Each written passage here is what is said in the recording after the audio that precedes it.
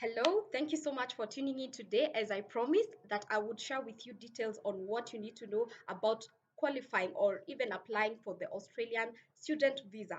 So here we go. In this short video, I'm going to mention the requirements that you need to prepare yourself if you've applied to a school in Australia and you need to get ready for your student visa.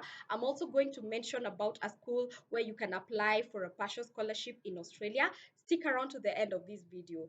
Well, for the Australian student visa, it's quite streamlined and almost like the rest of the places we apply to. You just need a few documents, and this is what I'm going to share with you. So get a pen and paper, or even share, or even just save this video so that you get to rewatch and even get to prepare ahead of time. Well, you need a completed online application form for Australian student visa. That is actually referred to as subclass 500.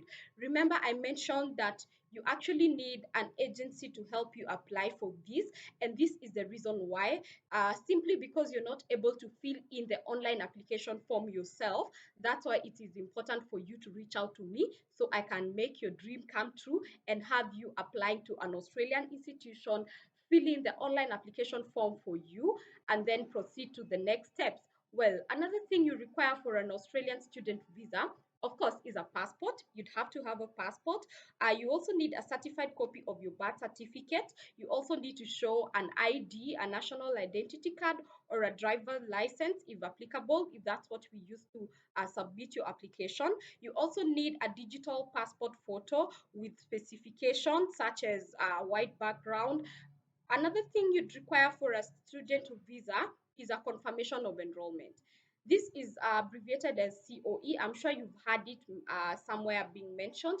This is what we normally receive after we submit your application and the school assesses your application, especially your documents, and they confirm that you're actually eligible to go to the next step.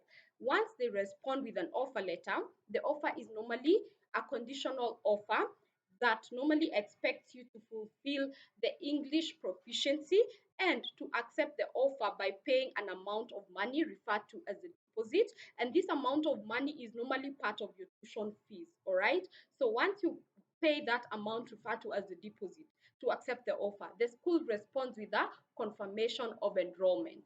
Now, that is what will allow us to move to this stage that we are actually talking about right now, which is the Australian student visa application.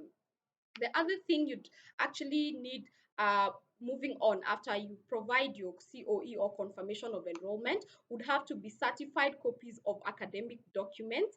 This, of course, will have checked from the onset when you're coming to us to apply. I'd normally have gone through all your documents to confirm that they're actually certified and official documents. So that's one of the things that you need for the Australian student visa. The other thing, as I've mentioned just before, is you need to show proficiency or English proficiency requirement. That is with tests such as IELTS, TOEFL, IBT, and sometimes PTE for Australia. Well, this is normally specified after we submit an application, and the school will give us specifications of the required test. So, not to worry about that as well. We'll be glad to assist you on that. Another thing you need for the Australian student visa is overseas student health cover insurance, but this is normally organized by the school, so not to worry. The other thing, and it is actually one of the important things that we normally highlight even before you get into an application, is a certified 4-month bank statement. Now, this bank statement will normally capture the living expenses for Australia, approximately 22,000 Australian dollars, plus the remaining tuition fees. Remember, you already paid part of your tuition fees at the beginning to accept your offer, right? So then the balance of the tuition fees, sorry, the balance of the tuition fees plus 22 around 22,000 Australian dollars for the living expenses will reflect on the 4-month bank statement. Here, people ask, can I use my aunt's bank statement? Can I use my uncle's bank statement? Yes, you can do that, but we will need to show proof of the relationship with the person we're using the account. Now, at this point, we actually encourage personal accounts. However, if that's not the case, then we are able to provide the proof of relationship. This bank statement, of course, will have to come along with the financial consent letter that the person who is supporting you has signed an affidavit of financial support. And will also come together with a certified bank letter confirming details of the account.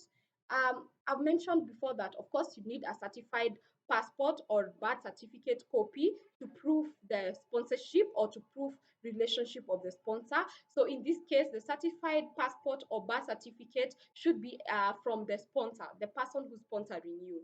You also need proof of ties back home. Well, this goes without saying that you need to show these people that you're actually applying for the sole purpose to study and then later come back home. So that's why in this case, you need to show proof of ties back home. And what are these proof of ties back home? You need birth certificate of your family members, could be your parents, your siblings, or even your children if you're married, or even your spouse's marriage certificate. You also need to show property documents of the family, in this case, if you have any, to simply show that you're actually genuine and you're going there to study and then come back home.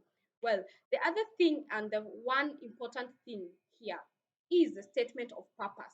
Remember, how you put down or how you express yourself in the statement of purpose will be very detrimental to the embassy's decision to award you the visa. But not to worry, we normally give you guidelines. But what you need to know when you're putting down a statement of purpose is that you need to talk about the circumstances in your home country. You need to show the potential circumstances for you in Australia, or what is attracting you to go and study in Australia and not here in Kenya. Then you need to show the value of your chosen course. And of course, mention about your immigration history. Have you ever applied for a visa in any other country? Did you get a visa rejection? Did you get a visa acceptance? Such is what you need to mention about your immigration history. But not to worry, at this point, before we even get here, I'll have taken you through several personal statement or even statement of purpose samples for you to be able to understand clearly and to come up with an amazing and brilliant one for you, for yourself. The other thing you need is a police clearance certificate, as well as medicals. The medicals are done at the IOM center, and the medical fees is about 20,000 shillings. So you need to set that fee aside for that purpose. The other thing you require to prepare ahead of time is the visa fees. The visa fees for Australia currently is at 630 Australian dollars. So get that ready. The other thing you require is the biometrics fee, about 4,682 Kenya shillings. That's what you require. Then, of course, you need to prepare yourself ahead of time, and that's why this video is important. Remember to share this video to anyone who has a dream to study abroad, especially in Australia. And right now, we have a university that's actually offering you a partial scholarship, but this is normally assessed or even what we refer to as merit based. This is after we submit your application, they assess your documents and they confirm that you're actually eligible for the partial scholarship. So don't waste time. If you're looking to study abroad, especially in Australia, I would recommend you leave me an email. You drop me an email. I'm going to share my email details with you. Make sure you leave me an email and mention the course that you're looking for so I can reach out to you and get on with the application process. Thank you so much for watching. If you're new here, my name is Pauline Esther, and this channel is for anyone who has a dream to study abroad, and I'm glad to make that dream come true for you, or even anyone who's a travel enthusiast like myself. Thank you so much for sticking around to the end of this video. Make sure you like, share, and even subscribe for new content every time I post. For now, bye bye.